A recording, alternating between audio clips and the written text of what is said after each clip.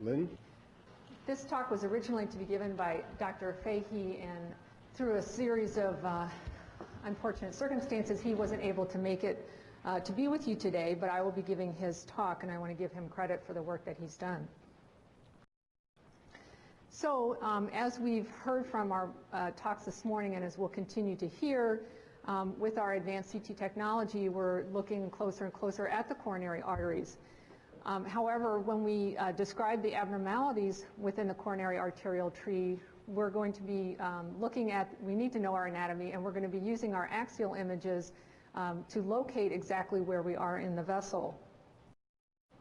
So the objectives of this lecture are to be able to identify and name the coronary arteries and their major branches, to understand and determine coronary artery dominance and identify some common anatomic variants as well as anomalous origins of the coronary arteries.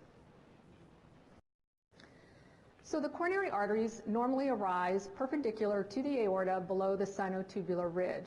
The sinotubular ridge is the transition between the tubular aorta and the sinuses of Valsalva. And typically there are two coronary ostia.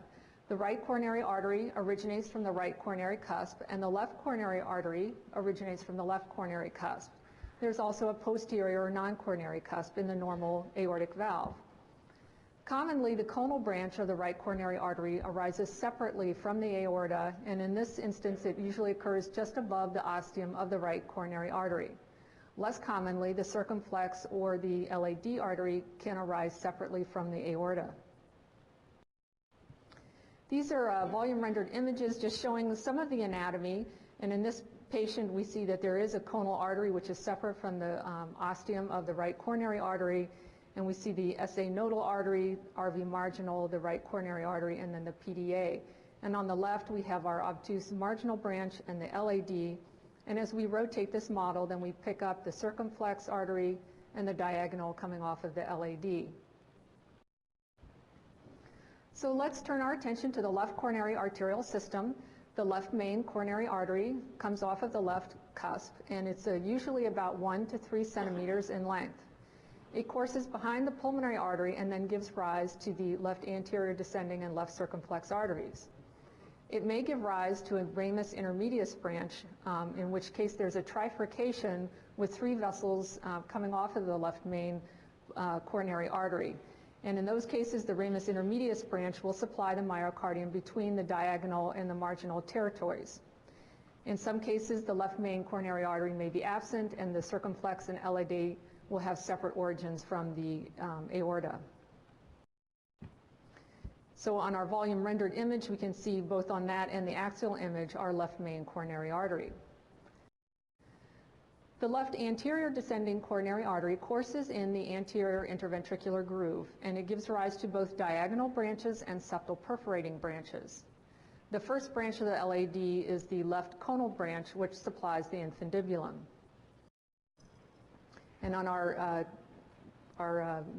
representation, the volume rendered, we see the LAD, and also, as we are very familiar with on our routine CT images, the location of the LAD. The diagonal branches extend from the LAD and supply the anterolateral free wall of the left ventricle, as well as the anterolateral papillary muscle.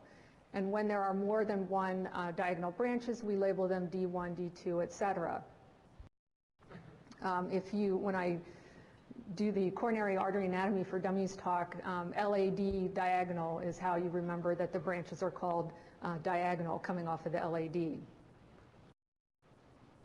Septal perforating branches arise at right angles from the LAD and supply the anterior 2/3 of the interventricular septum. And on our axial image, we're looking at these vessels in cross-section. You can see them here. And on our volume rendered image, you can see them coming off at right angles from the LAD. The circumflex coronary artery courses posteriorly under the left atrial appendage in the left atrioventricular groove along the lateral aspect of the heart. And it gives rise to obtuse marginal branches and also left atrial branches. And when I teach the residents the anatomy, I tell them that it's an obtuse marginal ohm and it's circumflex, and that's how they remember to designate those arteries coming off the In 10% of patients, the left circumflex coronary artery would give off the posterior descending artery and the AV nodal arterial branch, in which case it's considered to be a left dominant system, and we'll touch on that a little bit later. The left circumflex coronary artery supplies the SA node branch in about 40% of patients. And again, our volume rendered image and the axial image showing the location of the circumflex artery. The obtuse marginal branches arising from the circumflex supply the posterolateral wall of the left ventricle, and these are labeled OM1, OM2, etc., depending on how many branches are visible. The right coronary artery arises above the right sinus of Valsalva and courses in the right atrioventricular groove. The first branch is usually the conal artery, which supplies the infundibulum, and it may arise separately, as in this patient. And here on our axial image, we're actually below the origin of that conal artery. The right coronary artery provides the SA node branch in about 60% of patients, and it also supplies branches to the right atrium. And in this axial image, we can see this SA nodal branch coming off posteriorly. There are muscular branches that supply the right ventricular free wall, acute marginal branches, and in most patients, the right coronary artery supplies the PDA, the posterior descending A artery, and the posterior lateral branches. So here's our volume rendered image showing again the right coronary artery. Here's our conal branch. Here's our SA node branch extending posteriorly. Acute marginal branches arising off the right coronary artery arise at an acute angle, which is how they get their name, and extend anteriorly over the right ventricular wall and supply the right ventricle. And here again is our depiction of that acute marginal branch. The posterior descending artery lies within the inferior interventricular groove and is usually supplied by the right coronary artery. It supplies the posterior third of the septum, and it has septal perforators. And again, on our volume rendered image, we can see the PDA, and on our axial image, we see the PDA running in the interventricular groove.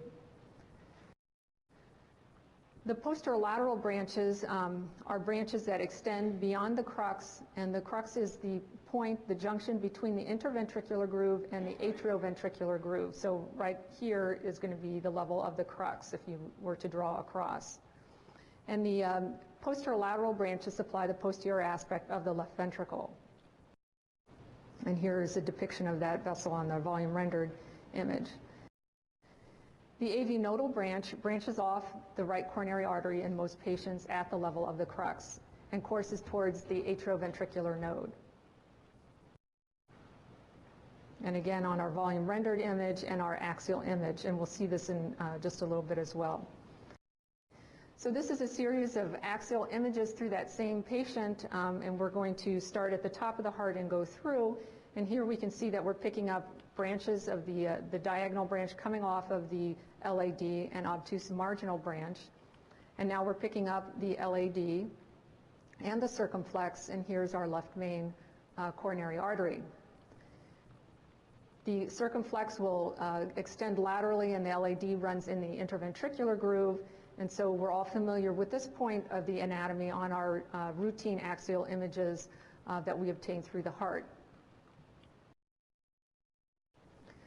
Here we have the right coronary artery coming off of the right cusp. And remember, in this patient, the conal branch came off separately and extended over the infundibulum. Here we have our SA nodal branch going back to the SA node within the right atrium. And the right coronary artery then continues in the atrioventricular groove. We see it giving off the right ventricular marginal branch or acute marginal branch, and then it extends inferiorly along the base of the heart in the atrioventricular groove. Here, I'd like to draw your attention to our AV nodal branch. We remember the AV node is in the base of the right atrium near the coronary sinus, and then as we extend inferiorly, we see that that AV nodal branch is arising from the right coronary artery. And likewise, our PDA in this patient is arising from the right coronary artery, as well as the posterolateral branches. So let's talk a little bit about dominance.